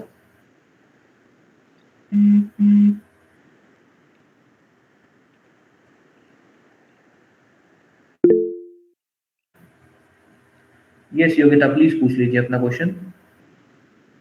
मैम करंट अफेयर्स के लिए कोई डाइजेस्ट सजेस्ट कर सकते हो क्या? देखो इस बारे में तो मुझे बिल्कुल भी आइडिया नहीं है, मैं तो न्यूज़पेपर्स और यही सब चीजें पढ़ती हूँ। सर कुछ सजेस्ट करना चाहें? करंट अफेयर्स लाइक, एक हम लोग के अपनी फील्ड में दो होते हैं ना, एक तो करंट लीगल हो गया, एक दूसरा जो current yes, affairs. Current Yogita ji, legal तो अफेयर्स। महाराष्ट्र का है ना आपका इंटरव्यू? Yes ma'am. अच्छा। बेसिकली मुझे करंट लीगल अफेयर्स के बारे में ही पूछना है। ओके, और मैम ये current legal affairs for this live law वाला डाइजेस्ट विल बी बेनिफिशियल इनके लिए ना। हाँ हाँ। आप ये देख सकते हैं, अगर आपको लाइक आपका इंटरव्यू है, लाइव लॉ के जो डाइजेस्ट होते हैं आप वो फॉलो कर सकते हो। लाइव लॉ का आप सब्सक्रिप्शन ले लीजिए, मतलब काफी बेनिफिशियल रहेगा आपके लिए। और अगर आप सब्सक्रिप्शन लेके कर सकते हो तो अच्छी चीज़ है, वो तो कर ही लेना अगर हो पाए तो। और अगर आपको ये कि थोड़ी चीज़ें आपके लिए ईज़ी हो जाएँ, तो क्योंकि राजस्थान जुडिशरी वालों के लिए हम करवा ही रहे हैं कि एक मैम आएँगे, उन्होंने यही हरियाणा जुडिशरी, दिल्ली जुडिशरी के इंटरव्यूज़ दिए हैं, तो वो आके यही लाइव लॉ जितना भी इनके डाइजेस्ट फॉलो करके, और लास्ट 1 साल के अंदर जो भी ऐसे लैंडमार्क चीज़ें हुई हैं सुप्रीम कोर्ट को लेकर, या सुप्रीम कोर्ट ने लाइक फॉर एग्ज़ाम्पल नहीं, अभी प्रेसिडेंट की advisory jurisdiction, SIR, electoral board, इनके ऊपर जो भी लैंडमार्क डिसीजंस आए हैं, उसके ऊपर वो बात करेगी। तो आप चाहे वो उनको एक बार फॉलो कर लेना, देन उसके साथ-साथ आप अपना डाइजेस्ट फॉलो कर लेना, तो इतना बहुत रहेगा। ओके चलेगा, थैंक यू सर। ओके जी। या बाकी लोग कोई भी क्वेश्चन? किसी का कोई भी क्वेश्चन? जी मैम, नमस्ते मैम। बस बताएं। पूछनी थी कि जैसे मेरा मीडियम हिंदी है, हाँ। तो वो पूछते हैं कि आप कौन सी लैंग्वेज में कंफर्टेबल हो, तो जैसे बोल दिया कि हिंदी में, क्योंकि मैं तो हिंदी मीडियम से ही हूँ। हम्म। तो अभी जैसे मतलब कुछ वर्ड्स होते हैं, जैसे जैसे तो मैम लिखने में तो लिख मैम देते वो हैं, मेंस जितना। में तो लिख हाँ। देते हैं वो एकदम प्योर हिंदी में। हम्म। हेलो। हाँ मैम, मैं ये बोलना तो चाह रही हूँ जैसे कि मतलब अपन लिख दिया क्षेत्राधिकार। हाँ हाँ। हम्म। देखिए मुझे ऐसा मतलब जितना मैंने आप इंटरव्यू का वो करा है, वो ऐसा नहीं पूछते हैं मोस्टली कि आप हिंदी में कंफर्टेबल है, इंग्लिश में कंफर्टेबल है, उनको ऑटोमेटिकली पता चल जाता है। और यदि कंफर्टेबल है तो आप आराम से मतलब बोलिए ना हिंदी में कंफर्टेबल है। हाँ, वही मैं बोल रही हूँ कि उसके बाद में एक छोटी-सी बात थी कि जैसे अपन है ना, जैसे रेगुलरली वर्ड्स यूज़ करते हैं, जैसे ज्यूरिसडिक्शन बोल दिया, रेस जुडिकाटा बोल दिया, कोर्ट ऑफ सेशन बोल दिया, एस्टोपल बोल दिया, डाइंग डिक्लेरेशन बोल दिया। तो ये मतलब अपन मेंस में जब लिखते हैं तो उसमें भी अपन हिंदी मीडियम अपना चूज़ करते ही हैं, तो उसमें तो ये शब्द लिख देते हैं। लेकिन फ्लो में ना बोलने में ये ऐसे इंग्लिश में ही निकलते हैं, मैम तो ये गलत इंग्लिश, बात होती है क्या? नहीं नहीं, ये बिल्कुल गलत नहीं है, आप इस तरीके से बोल सकते हैं भाई, ज्यूरिडिक्शन और ये सब चीजें, कोर्ट ऑफ सेशन तो बोल ही सकते हैं ना, इसमें कुछ परेशानी नहीं। मतलब अगर अपन मीडियम हिंदी बता रहे हैं और उसमें कुछ इंग्लिश की वर्ड यूज कर रहे हैं तो कोई प्रॉब्लम नहीं है? नहीं मैम, मैंने भी मेरा पूरा हिंदी में इंटरव्यू दिया था, और ये ऐसे वर्ड बीच में तो हम बोल ही सकते हैं, इससे कोई परेशानी नहीं होती। जी, थैंक यू मैम। हाँ, मेरे को बस राजस्थान में यही तो बिल्कुल पूछना था। नहीं, हाँ, ऐसी कोई परेशानी, वो आप लोगों को बहुत कंफर्टेबल फील कराते हैं। आपको स्टार्टिंग में ऐसा नहीं है, वो आपको बहुत कंफर्टेबल फील कराते हैं, हम खुद ही डरते हैं ऐसा करने से, लेकिन वो आपको पूरा अच्छे से कंफर्टेबल बिठाएंगे, आपको पानी भी ऑफर कर देते हैं कभी कभी। ठीक है, तो आप ऐसे शब्दों का यूज कर सकते हो, ऐसे आपको डरना नहीं उनको बोलने से पहले। ठीक है। आप बताइए। ये सब क्वेश्चन जी ma'am. I think Vijay ji आपने हैंड रेज किया है।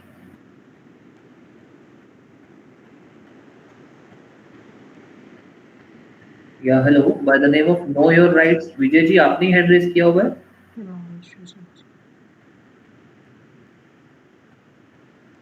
आई थिंक जमीर आप पूछ लीजिए फिर तब तक। Hello ma'am, very good evening. Actually मेरा सवाल ये है कि स्टार्टिंग के फेज से ही, स्टार्टिंग की प्रिपरेशन से ही आंसर राइटिंग को स्ट्रॉन्ग कैसे किया जाए? आप रिपीट करेंगे, क्या बोलने चाह रहे हैं? स्टार्टिंग की प्रिपरेशन से ही, स्टार्टिंग के फेज से ही हम इस राइटिंग देखिए, स्किल मैं को अभी जो समझ डेवलप करते हैं उसको हुँ। स्ट्रॉन्ग कैसे कर सकते हैं? देखिए, जैसे मैंने कहा कि प्री मेंस इंटरव्यू के साथ में प्रिपरेशन करनी है, लेकिन आप एक मतलब स्टार्ट आपको डायरेक्ट पढ़ना है, ठीक है? फिर आपने 2 बार डायरेक्ट पढ़ना है, फिर आपने 3 बार डायरेक्ट पढ़ना है। तो आप क्या करोगे, आपको खुद को लगेगा, यदि आप फर्स्ट टाइम डायरेक्ट पढ़ोगे तो उसका इंटरप्रिटेशन थोड़ा डिफरेंट रहेगा। सेकंड टाइम पढ़ोगे तो उसका इंटरप्रिटेशन बहुत एक ही सेंटेंस का इंटरप्रिटेशन थोड़ा डिफरेंट रहेगा, और थर्ड टाइम पढ़ोगे तो थोड़ा इंटरप्रिटेशन डिफरेंट रहेगा। फिर आपने जैसे 3 बार पढ़ लिया बैरेक को, 4 बार बैरेक को पढ़ लिया और बैरेक थोड़ा-थोड़ा समझ में आने लग गया ना, उसके बाद में आप बुक्स की जगह, जैसे मैंने बोला ना परीक्षा मंथन जो एक बुक है, मुझे काफ़ी अच्छी लगी मेंस के प्रोस्पेक्ट उसपे, ठीक है? तो आप परीक्षा मंथन बुक लेकर आप है ना आंसर राइटिंग कर सकते हो, आप टेस्ट सीरीज़ ले सकते हो। जैसे आपने 3 से 4 बार बैरेक पढ़ लिया, उसके बाद की बात बता रही हूँ, एकदम से आप स्टार्टिंग में ऐसा नहीं है कि हम एकदम से मेंस की प्रिपरेशन स्टार्ट कर देंगे। ठीक है Zameer? Alright ma'am, thank you. Hello ma'am, good evening. Good evening. Ma'am मैं 2 क्वेश्चन है मेरे। एक तो जैसे आपने बताया, जैसे आपने 2 बार इंटरव्यू दिया है, तो आपने बताया कि जैसे वहाँ पे जाते हैं ना तो माहौल काफ़ी गर्म होता है, धड़कनें बढ़ने लगती हैं, डर लगने लगता है। हुँ, हुँ। तो दोनों बार मतलब कैसे आपने मैनेज किया? वही मतलब कैसे इसको मैनेज करें, देखो मैं कैसे आपको खुद को कूल जैसे डाउन मैंने करें? आपको बताया, जब मैं फर्स्ट टाइम गई तो मुझे मतलब फर्स्ट टाइम जी, गई तो मुझे थोड़ा-सा डर लगा। तो मुझे लेकिन सेकंड टाइम पे मुझे पता चल गया कि मैं उस चेयर पे बैठ जी, रही हूँ तो मुझे डर लग रहा है। तो मैंने अपने आप मैं जी, बैठी नहीं उस चेयर पे, जैसे मैंने कहा ना, तो आप अपने आप को जी, कंफर्टेबल पहले ही बना लो। उस चेयर पे बैठने जी, पे डर लगता ही है अगेन। तो आप जी, पहले से ही सोच जी, लो कि मुझे डरना नहीं है। जैसे कुछ भी कोई जैसे जी, लोगों को ऐसा लगता है ना, जप करते हैं या भगवान का जी, नाम लो, मम्मी-पापा को याद करो, भगवान की कोई फ़ोटो अपने मन में डाल लो कि भई मुझे उनको ही देखना है। तो ये सब चीज़ें हो सकती है। देखो, ये तो आपका पर्सनल चॉइस है कि आप अपने आप को कैसे जी। काम रख सकते हैं। जी, जी, जी, ठीक। Thank you. दूसरा क्वेश्चन मैम ये है कि जैसे मीडियम मेरा इंग्लिश है हुँ, और हुँ। राइटिंग इंग्लिश अच्छी है, लेकिन स्पीकिंग इतनी अच्छी नहीं है, तो मतलब बोलते समय दोनों लैंग्वेज यूज़ कर सकते हैं, हिंदी, हाँ, इंग्लिश? आप मर्ज लैंग्वेज यूज़ कर सकते हो। हाँ, okay, okay. Thank you ma'am. Okay. I think इतना ही क्वेश्चन है। किसी के कोई क्वेश्चन रह तो नहीं रहे? एनीबॉडी जिसका कोई भी क्वेश्चन? मैम हाँ। Yes ma'am. मैम मुझे ये पूछना था कि जैसे इंटरव्यू में मेन रहता है कि आप कैसे एंटर कर रहे हैं, आप कैसे डोर खोल रहे हैं, तो मैम ये सब चीज़ों का कैसे कितना ध्यान रखना चाहिए? कैसे मैनेज करेंगे ये चीज़? जैसे मॉक इंटरव्यूज़ भी मैम ऑनलाइन, जैसे हम बाहर रह रहे हैं अभी राजस्थान में नहीं है, तो मैम मॉक इंटरव्यूज़ ऑफलाइन अगर नहीं दे पा रहे हैं जॉब के कारण या कुछ भी, तो वो चल जाएगा या फिर ऑफलाइन देखो देना मैं ही मैं चाहिए? आपको देखो, ये कोई सीखने की चीजें नहीं होती है, ये आपके अंदर से नेचुरल आती है। ठीक है, ऐसे कोई थोड़ी कि आप इंटरव्यू में गेट खोल रहे हो या इंटरव्यू में जा रहे हो या इंटरव्यू में नॉर्मल लाइफ में भी तो ऐसा होता ही है ना भाई। नॉर्मल सोचो, यस आपने मैम। गेट खोला, आपने चले, तो ऐसे साउंड नहीं होना चाहिए, बिल्कुल नेचुरल रहो वहां पे। ऐसा मत करो कि उनको ऐसा लग रहा है कि आप चला के कुछ दिखाना चाह रहे हो, वो चीजें नहीं होनी चाहिए। Yes ma'am. और मैम मॉक इंटरव्यूज़ ऑफ़लाइन देने की कितनी इम्पोर्टेंस है? मैम अगर नहीं दे पा रहे हैं तो एकदम मैंडेटरी है या फिर ऐसा ऑनलाइन कुछ वो नहीं है, ऐसा हम दे कुछ नहीं दें? है। लेकिन क्या होता है, इन कंपैरिजन यदि हम ऑनलाइन और ऑफलाइन इंटरव्यूज को देखें, तो ऑफलाइन इंटरव्यू थोड़े से ज्यादा, मतलब 10-15% ज्यादा आपको इफेक्चुअल रहेंगे। ठीक है, इफेक्टिव ज्यादा रहेंगे। लेकिन ऐसा कुछ नहीं है, यदि आप ऑनलाइन इंटरव्यू भी दे रहे हो तो घर में आप नॉर्मल मतलब कॉन्वर्सेशन करके अपने भाई बहन के साथ में भी कि भाई ये सारे क्वेश्चन, जैसे सर के पास भी होंगे बहुत सारे क्वेश्चन कि कौन कौन से क्वेश्चन पूछे जा सकते हैं, तो उनको बोलने का प्रिपेयर करो कि कैसे इस क्वेश्चन, यदि एकदम से क्वेश्चन पूछा गया तो मैं इस क्वेश्चन को कैसे आंसर करूंगी। ठीक है? तो घर में तो कोई लोग होंगे ना, तो उनको वो पकड़ा दो, चाहे उनको आता भी नहीं हो लॉ। उनको ये क्वेश्चन बोल दो कि भाई ये क्वेश्चन पूछ मुझसे। Yes ma'am. एंड मैम अभी जो ऐसे राजस्थान का सिलेबस है, तो हम इसमें हमें सारे ही सब्जेक्ट रिवाइज़ करने चाहिए इंटरव्यू के लिए फिर से? जैसे 30 से ऊपर सब्जेक्ट्स हैं, तो सब रिवाइज़ करने चाहिए या फिर मैंने ये इस चीज़ का कुछ? आंसर मैंने पहले भी दिया, ऐसा कुछ भी नहीं है, सारे रिवाइज़ करने की ज़रूरत नहीं है। जो मेन-मेन आपके क्वेश्चन मेन-मेन है ना अपने बेयरएक्स जो 5 मेजर हैं, टीपी हैं, कॉन्ट्रैक्ट है, मोस्टली उनमें से ही क्वेश्चन पूछे जाते हैं। और अभी जैसे हिंदू लॉ, मुस्लिम लॉ जुड़ गया है, तो आप उनको पढ़ो। बाकी जो भी सारी चीज़ें हैं, उनको ऊपर-ऊपर से देख लो, पूरा रटने की ज़रूरत नहीं है। Yes ma'am. ठीक है? अरे ऐसा कुछ भी नहीं है, ऐसे ऐसे थोड़ी कि आप वापस बुक्स लेके पूरे मेंस के जैसे प्रिपेयर कर रहे हो, वैसे प्रिपेयर करने लग जाओगे। ठीक है? ऐसा कुछ नहीं करना होता है आपको। आपको ऊपर-ऊपर के जो मोस्ट इम्पोर्टेंट प्रोविज़न है, जो ये मैंने 5 मेजर बोले, फिर भी आप देख लो ऊपर से। ऐसा थोड़ी है कि सेक्शन 1 लेकर बैठ रहे हो कि सेक्शन 1 क्या बोल रहा है, सेक्शन 2 क्या बोल रहा है। जित आप बात मैं एक चीज़ ये और कहना चाहूँगी कि जितने भी आपके बेरेक्टर उनके नाम अच्छे से पता होना चाहिए। ठीक है? एक जने से पूछा था कि रेज़ सब जुडिस लिखा हुआ है क्या अपने बेरेक्ट में? लिटरली ये ऐसा क्वेश्चन था। आप देखोगे सेक्शन 10 में स्टे ऑफ सूट लिखा हुआ है, रेज़ सब जुडिस नहीं लिखा हुआ। ठीक है? तो ये छोटी-छोटी यस चीज़ें मैम। आपको थोड़ा-सा ध्यान रखनी है और सारे बेरेक के ये नाम याद रखने हैं, पॉक्सो का फुल नेम और ये सारी चीज़ें। Yes ma'am. And ma'am sorry. Recent judgments का अगर बोलें तो मैम जैसे जजमेंट बेस्ड उन लोग फैक्ट्स उठा के दे देते हैं या फिर कुछ लॉ ऐसा पॉइंट आया है तो उस पे ऐसा ही? कुछ नहीं करते आप, ऐसे इंटरव्यू में ऐसा नहीं पूछते। यस मैम, जैसे लॉ पॉइंट कोई मेरा आया है तो उससे रिलेटेड कुछ पूछ लेते हैं। तो मैम जजमेंट्स में ये है कि उसको चाटे कैसे? जैसे अब लाइव लॉ भी हम पढ़ रहे हैं या कुछ भी है तो मैम उसमें तो इतने जजमेंट्स होते हैं तो सब में ही ऐसा लगता है कि ये भी इम्पोर्टेंट है, ये भी है।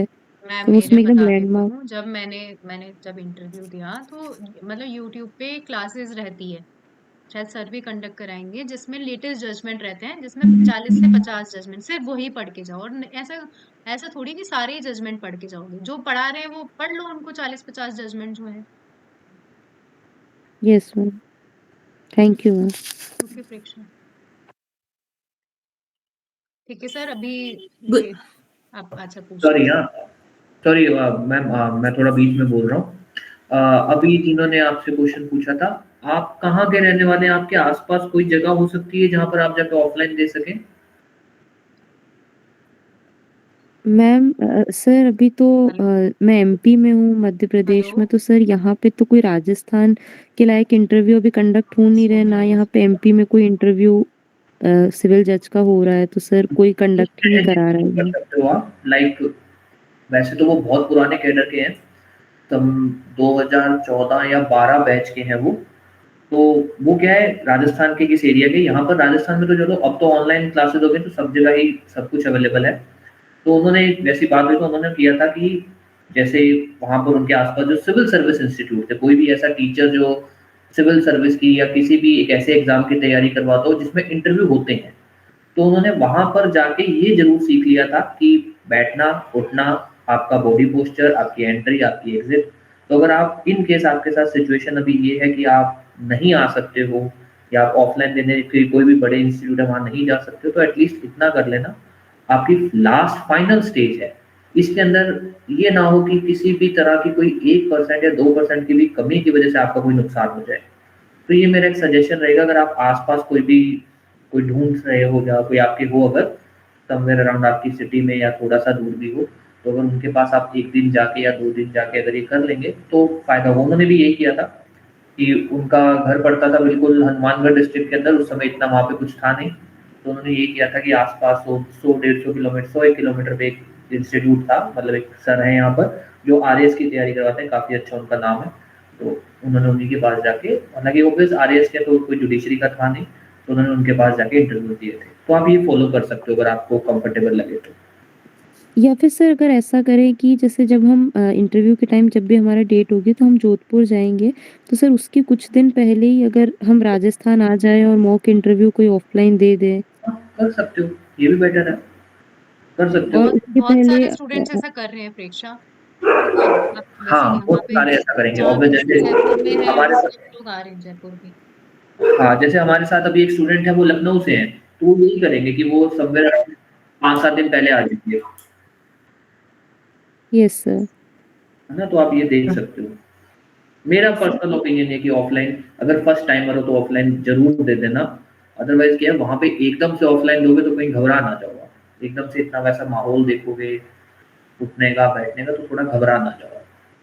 Yes sir. सर है ना? एक्चुअली मैं सोच रही थी बीच में भी जयपुर आ सकती हूँ सर, ऐसा कोई इश्यू नहीं है। हुँ, हुँ। मतलब जॉब में भी सैटरडे संडे, बट सर वही है कि थोड़ा लगता है कि ट्रैवल ज़्यादा यहाँ से थोड़ा दूर है तो।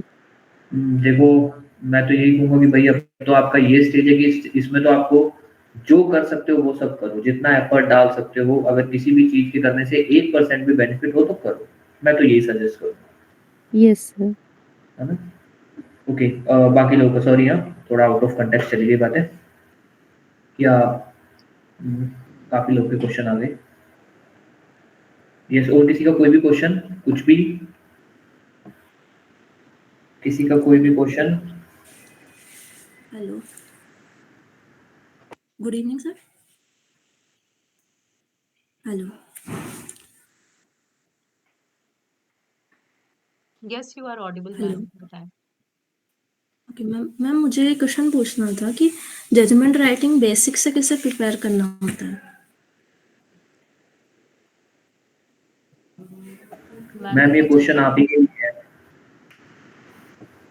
जजमेंट राइटिंग के लिए जो आपको जो अपने ये बेयर एक्ट्स हैं, आपको आईपीसी अच्छे से आना चाहिए। ठीक है, बीएनएसएस के जो भी प्रोसीजर है, आपके 4 स्विमिंग ट्रायल के ये प्रोसीजर आपको आनी चाहिए। डन। और आपको कॉन्ट्रैक्ट एक्ट, आपको सीपीसी में सीपीसी टीपीए लिमिटेशन, इनकी थोड़ी बहुत नहीं, आपको इनकी नॉलेज अच्छी होनी चाहिए जजमेंट राइटिंग स्टार्टिंग के लिए। ठीक है, स्टार्ट करने के लिए। और जजमेंट राइटिंग कोई हवा नहीं है, आपके पास में पूरा प्रॉपर फॉर्मेट रहता है, आपको उसके अंदर प्रोविजंस ऐड करने होते हैं। ठीक है, तो यदि आप एक बार प्रॉपर फॉर्मेट को समझ लोगे, बिल्कुल स्टेज बाय स्टेज चलता है, उसका पूरा प्रॉपर फॉर्मेट है। ठीक है, तो आप आराम से लिख सकते हो जजमेंट राइटिंग। और सर तो काफी बेस से क्लास ली है सर ने तो। जी मैम। और कोई बुक? हाँ, इसकी बुक आती है, मतलब आप जैसे यदि आपका बेस क्लियर हो गया, कंसेप्ट क्लियर हो गए, तो रॉबिन जीत की एक बुक आती है, मतलब मैंने वही रेफर करी थी, आप उसको रेफर कर सकते हैं, अच्छी बुक है काफी। Okay ma'am, thank you. Yes. Yes any more questions? कुछ भी?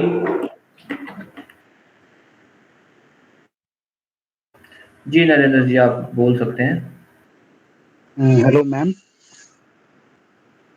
हाँ नरेंद्र जी हेलो बताएं। बताएं। मैम, मैं राइटिंग का थोड़ा पूछना चाह रहा था कि राइटिंग कितनी इम्पोर्टेंट होती है? जैसे मैं कर्सिव नहीं लिखता हूँ, मैं नॉर्मल लिखता हूँ, तो इससे कोई फर्क पड़ता है या फिर लेजिबल होनी चाहिए इतना काफी है? समझ में आनी चाहिए सामने वाले को।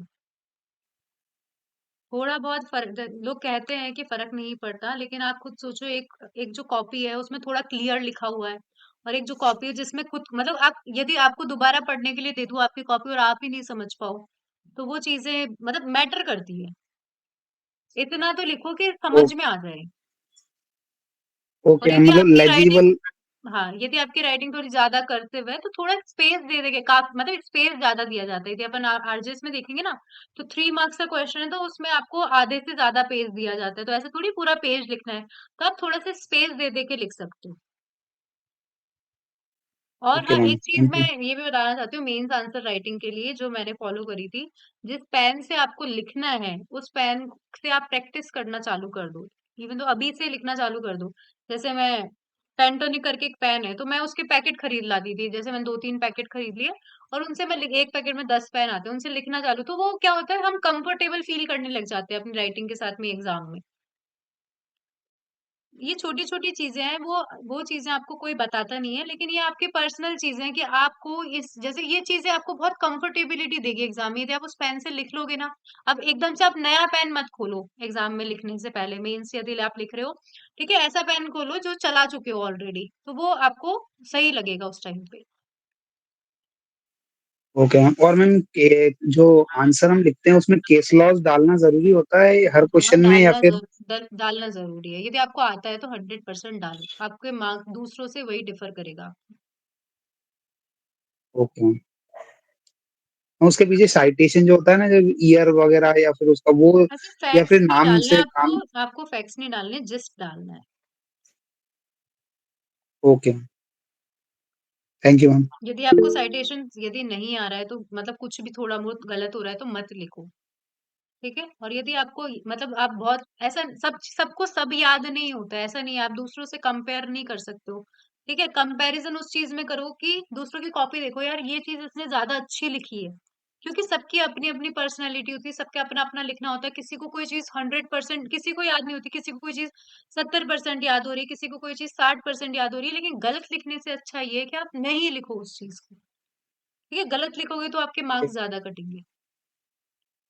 मैम कहीं हम 3 नंबर के जो क्वेश्चंस होते हैं ना, उसमें इतना स्पेस होता नहीं है कि हम केस लॉस भी लिखें और साथ में वो पूरा समझाए भी। बिल्कुल तो भी नहीं उसमें है। ये ज़रूरी थोड़ी ना है यदि केस आपका लॉस 3 डालना। नंबर का क्वेश्चन है तो आप केस लॉ का लिख के और 1 लाइन का जस्ट लिखकर छोड़ सकते हो, और केस लॉ नहीं आता है तो भी ठीक है। 3 नंबर के क्वेश्चन 3 में से 3 किसी को नहीं मिलते, मतलब नहीं मिलते। यदि अपन देखेंगे तो आपको 3 में से 3 बहुत ही कम स्टूडेंट्स को दिखेंगे, 3 में से 2.5 मिल जाएंगे, ऐसे मार्क्स मिल जाते हैं।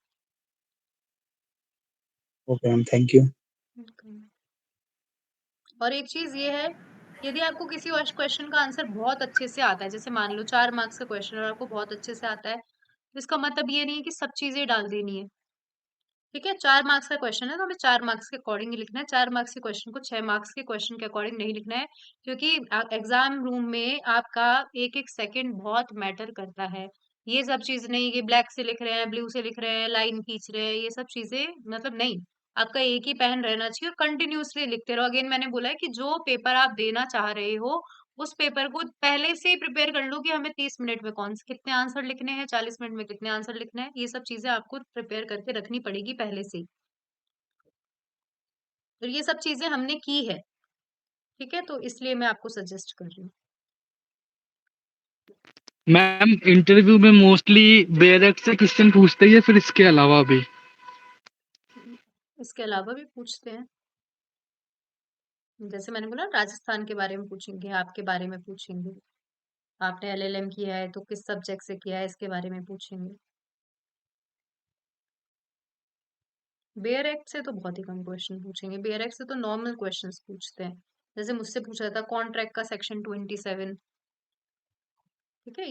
ये ऐसे क्वेश्चन पूछेंगे जो आपने कहीं ना कहीं पढ़े हुए होंगे, ऐसा नहीं बिल्कुल अंदर डीप में जाके क्वेश्चन नहीं पूछते हैं, ठीक है? आज आई होप आप सभी लोगों के क्वेश्चंस का आंसर मिल गया होगा। बाकी आप मुझे सर को पर्सनल टेक्स्ट कर देना या मुझे, आप जैसे सही लगे। जस्ट एक मिनट मैम। सबसे पहले तो आप सबको पता ही है कि मैम जज बन चुके हैं आरजेएस 2024 में। तो वैसे तो चलो हमने कॉन्ग्रेचुलेट कर ही दिया ऑफिशियली मैम को, एक कॉन्ग्रेचुलेशंस कि मैम का एक बहुत ड्रीम जो है वो अचीव हो चुका है। जल्दी मैम की ट्रेनिंग भी चालू हो जाएगी और बहुत ही जल्दी मैम एक जुडिशियल ऑफिसर के पोस्ट पर एज ए मतलब वर्किंग पोस्ट पर आ भी जाएंगे। सो हमारी तरफ से कॉन्ग्रेचुलेशंस मैम, और आपका आपने टाइम दिया उसके लिए भी बहुत बहुत थैंक यू। सॉरी सर आपको इतना वेट कराया मैंने, सर को जी सर जी, आज लेके कल लेंगे। कोई बात नहीं मैम, ठीक है। बहुत चीजें हैं अभी मैम, काफी पर्सनल लाइफ में बिजी चल रही हैं, ऑब्वियसली ट्रेनिंग का और ये सब भी चल रहा है, तो कोई प्रॉब्लम नहीं है। बाकी हमको जैसी भी जरूरत रहेगी वैसे हम मैम को याद कर लेंगे, थोड़ा तंग कर लेंगे। Thank you ma'am. Thank you so much sir, thanks a lot. Okay, thank you.